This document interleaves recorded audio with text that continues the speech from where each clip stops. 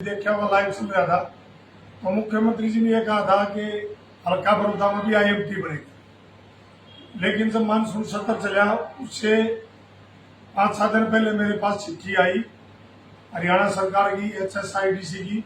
ये चिट्ठी आई और ये चिट्ठी आई मेरे पास 8/8/2025 को। और उन्होंने चिट्ठी में लिखा कि जो हल्का बड़ौदा में आईएमटी बननी थी उसके लिए हमने जो जमीन की बात करी वो पर्याप्त मात्रा में हमें जमीन नहीं मिली, और जो मिली भी तो उसके रेट बहुत ज्यादा बताए गए। ये एक बहाना है।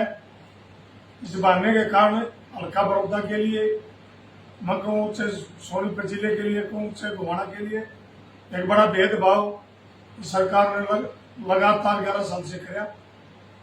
और अब भी मैंने विधानसभा में मुख्यमंत्री जी की जब भी कही थी, मुख्यमंत्री जी ने कि आप जमीन दिलाना, हम आईएमटी बनवाएंगे। मैं आज भी आपके माध्यम से सरकार से कहना चाहूंगा कि जमीन दिलाने के लिए मैं तैयार हूं। आप नियत और नीति ठीक करें, भेदभाव की बात ना करें। विधानसभा में भी मैंने कहा कि जमीन मैं दिलाने के लिए तैयार हूं, और जमीन के मैंने नाम भी बताए। सेकोड़ा गांव की जमीन है, गढ़वाड़ की जमीन है, बनवासा की है, बड़ौदा की 4 गांव की ऐसी जमीन है जो किसान के लिए, फसल के लिए भी ठीक नहीं। और सबसे अच्छी बात यह है कि जम्मू कटरा से 6 किलोमीटर की दूरी, 152D से 10 किलोमीटर की दूरी पर जमीन देने के लिए हम तैयार हैं। लेकिन माननीय मुख्यमंत्री ने एक जमीन का बहाना लेके जो ये चिट्ठी भेजी, इसलिए मैंने आप सारे साथी बुलाए ताकि पूरे क्षेत्र को, सोनीपत जिले को, गोवाना को यह पता चले कि हमारे साथ सरकार भेदभाव। रही फिर दूसरी बात, विधानसभा के सत्र था और सबसे जो बड़ा मुद्दा था कानून व्यवस्था। उस पर आपने देखा कि हमने जब चर्चा करी और सवालों से भागते दिखाई दिए। और जब मैंने गोवाना का जिक्र किया तो दुर्भाग्य था कि जो गोवाना का विधायक और मंत्री वो भी सदन में खड़ा हुई है कहने लग गया कि गोवाना में ऐसा कुछ नहीं, ना फिरौतियां मांगी जा रही, ना कोई डकैतियां हो रही। ये बड़ा दुर्भाग्य था। और जोर से नाम पूछने लगे कि गोवाना से कौन सा परिवार ऐसा था ये जो पलायन कर गया। बहुत सारे आपने देखा जो हमारे व्यापारी यहाँ थे गोवाना में, उन्होंने पलायन करने का भी काम किया। और ये गोवाना क्षेत्र के लिए बहुत बड़ी दुर्भाग्य की बात है। और भी बहुत सारे मुद्दे थे, चाहे हमने खेल खिलाड़ी की बात करी, जो भी बात थी, हर मुद्दा पर आपने देखा कि सरकार बस्ती दिखाई दी। एक बहुत बड़ा मुद्दा है जो हमारी तो सत्ता ही चोरी हो गई हरियाणा प्रदेश की, सरकार चुरा ली। जो वोट चोर का जो मुद्दा है वो साबित हो गया। और मैंने षड्यंत्रकारी की सरकार इसको कहा। आपने देखा कि विधानसभा में अब की बार क्लियर हुआ। हमारे एक विधायक ने सवाल लगाया था कि आपने जो पीले गुलाबी कार्ड कितने बनाए, तो सरकार ने जब चुनाव से पहले 8 लाख कार्ड बनाए, 8 लाख परिवारों के। और उसके बाद जब इलेक्शन हो गया, सरकार बीजेपी की आ गई और 11.5 लाख राशन कार्ड काटे गए, गुलाबी पीले कार्ड। एक षड्यंत्रकारी सरकार बनी। आपने देखा कि 1 पॉइंट से भी कम परसेंटेज से पॉइंटों में सरकार बनी और 22,000 वोटों से हमारी। और 8 लाख परिवारों का आप अंदाजा लगा सकते हो कि पूरा हरियाणा प्रदेश में अगर औसतन एक विधानसभा में औसत लगाओगे तो लगभग 4 से 4,500 वोट एक विधानसभा में। 8 लाख जो राशन कार्ड बनाए, उनके जो लोग हमने बात करी थी, उनको जो राशन दिया गया, उसके कारण आज ये षड्यंत्र की सरकार बनी। वोट चोरी की भी यही बात है। और आज जो 11.5 लाख जो राशन कार्ड काटे गए, सरकार ने वो भी जवाब नहीं दिया गया। वो भी जवाब इस तरह का दिया गया कि मुख्यमंत्री जी ने खड़े होकर कहा कि जब हमने राशन कार्ड बनाए, कि जब तो हमने लोगों में छोड़ दिया कि आप अपना अप्लाई करिए, अगर कोई गलती होगी तो हम बाद में देखेंगे। तो जो 11.5 लाख राशन कार्ड काटे गए, ये भी बहुत गलत है। और हल्का बड़ौदा के विकास की सड़कों की बात आप देखो, से गोवाना से जुलाना रोड की मैंने बात की, और लगभग 29 करोड़ का एस्टिमेट सड़क का गया। उन्होंने आश्वासन दिया कि हम नवंबर तक सड़क का बजट देंगे और सड़क को बढ़ाने का काम करेंगे। बहुत सारी सड़कें भी पीडब्ल्यूडी की, उनकी भी जो बात उठाई, बड़े खस्ता हालात हैं, मजबूती से बात उठाई, लेकिन सरकार के की आनाकानी करने में रही, कोई भी संतुष्ट जवाब नहीं। वोट चोरी का आरोप लगा रहे हैं, लेकिन बीजेपी सरकार कह रही है कि झूठे वाले झूठे आरोप है, ऐसा चुनाव आयोग अपना काम कर रहे हैं। भाई चुनाव आयोग काम तो चुनाव आयोग का था, उसकी अगर आज बचाव कोई करे तो बीजेपी पूरी पार्टी, चाहे सेंट्रल से चाहे हरियाणा स्टेट की पार्टी हो, सारी चुनाव आयोग का पक्ष में खड़ी है।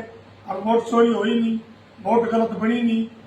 हमारे नेता ने आदरणीय चौधरी भूपेंद्र हुड्डा जी ने कही कि चुनाव आयोग एक शपथ पत्र जारी दे, एफिडेविट दे कि किसी भी व्यक्ति की 2 वोट नहीं है, किसी भी मरे व्यक्ति की वोट नहीं है, किसी भी एक मकान में 40 वोट नहीं है। वो अपना वोट शपथ पत्र दे, एफिडेविट दे चुनाव आयोग, हम उसको चैलेंज करेंगे। एक परिवार की आपने देखा, एक कमरे में 40 वोटें पड़ गई, एक आदमी की 6 वोटें पाएगी और उसका रिकॉर्ड हम देंगे। यार इससे बड़ा वोट चोरी हो क्या हो। राहुल गांधी ने किस तरह से प्रधानमंत्री की मांग को लेकर भाषण का प्रयोग किया, उसको लेकर ये भी एक झूठा षड्यंत्र है। आप भी पत्रकार साथी हो, आपने भी गलत जवाब दिया। एक शब्द राहुल गांधी जी का कोई किसी भी माँ के बारे में, माँ सबकी माँ हो है, और राहुल गांधी जी ने तो माँ का पता, माँ क्या होती है स्पीच में कहीं भी एक पॉइंट भी नहीं है। नहीं, माँ का पता राहुल गांधी जी ने, क्योंकि उनका लालन पालन माँ ने किया है। पिता के रूप में शायद कोई आशीर्वाद नहीं था। देखे आप लोगों तो पूर्व के प्रधानमंत्री राजीव गांधी आतंकवादियों ने उनकी मौत की, जो देश के लिए शहीद और बलिदान हुआ, एक शब्द भी नहीं। अगर आपने वो बात की, जिस व्यक्ति ने जो माँ को गाली दी या माँ को अभद्र बात की, वो बीजेपी का वर्कर है। उनके बीजेपी के बड़े बड़े लीडरों के साथ फोटो है, वो क्लियर हो गया, उसका तो पूरा रिकॉर्ड आ गया। और बीजेपी का तो एक एजेंडा होता है ध्यान भटकाने का। राहुल गांधी जी ने एक बहुत बड़ी यात्रा, वोट चोरी, वोट का अधिकार बिहार में जो प्रोग्राम किया, जो यात्रा इतना बड़ा जन सैलाब, लाखों की संख्या में उसका समर्थन मिला, तो बीजेपी पार्टी को बोला कि उन्होंने एक षड्यंत्र रचा, अपना ही एक बीजेपी का वर्कर वहां भेजा और उससे माँ के प्रति गाली दिवाई दी। मैं कहना चाहूंगा बीजेपी इस लड़के के बारे में शपथ पत्र जारी करे कि इसका पता, सफाई पता, वर्कर किसका है, यह भी बताने का काम बीजेपी। हरियाणा में भी राहुल गांधी आएंगे, बिल्कुल आएंगे, पहले भी आए थे। नेता वो पूरे देश का, हर स्टेट में वो जाते हैं। इलेक्शन से पहले भी आए, भारत जोड़ो यात्रा भी यहाँ से गुजरी, बड़ा समर्थन मिला। और अब भी राहुल गांधी जी का कोई जरूर प्रोग्राम हरियाणा में बढ़ेगा।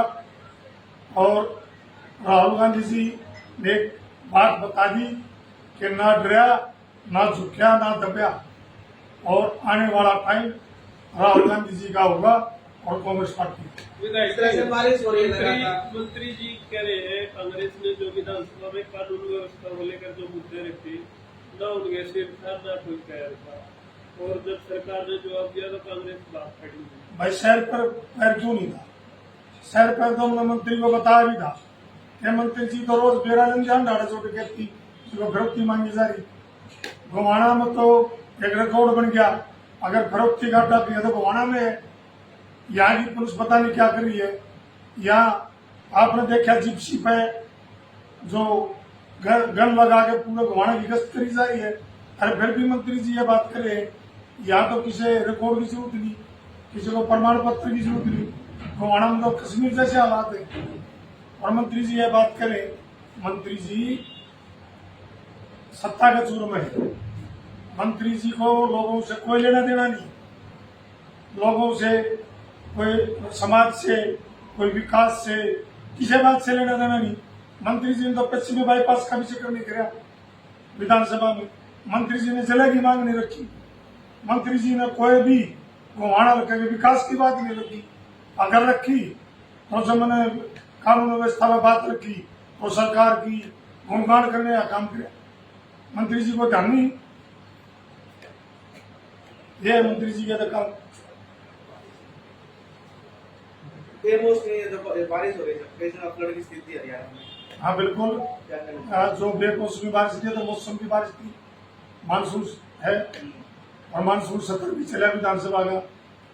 हमने बहुत बड़ा मुद्दा है, पूरे हरियाणा प्रदेश में किसानों को जल भराव की स्थिति है और इस पर बड़ी चर्चा भी हुई, बहुत सारे प्रश्न भी लगे कई सवालों में, लेकिन सरकार का कान बजू नहीं चली। आप पूरा विधानसभा का सत्र देखोगे, 4 दिन में लगभग 3 दिन जो जल भराव की बात उठी, लेकिन सरकार ने एक भी जवाब संतोषजनक नहीं दिया। हमने कहा कि स्पेशल गिरदावरी कराओ, उन्होंने कहा कि हम इनकी पोर्टल पर दर्ज कराओ। ये भी बता दें, जब आप एक गद्दा प्राण का दर्जा है किसान के खेत में, जब आप सैटेलाइट द्वारा किला नंबर बता दो, खसरा नंबर बता दो, मालिक का नाम बता दो, वो सैटेलाइट आप ये भी यूज कर लो भाई किस खेत में किस किलो फसल बढ़िया है, किस किलो फसल खराब है। हमने ये बात कही, लेकिन उस बात को मानने को तैयार नहीं।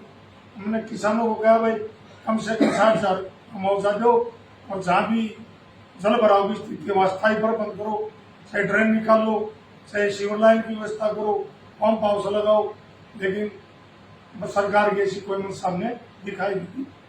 हमने मजबूती से लड़ाई दी किसान के जल भराव की, कानून व्यवस्था की हर बात।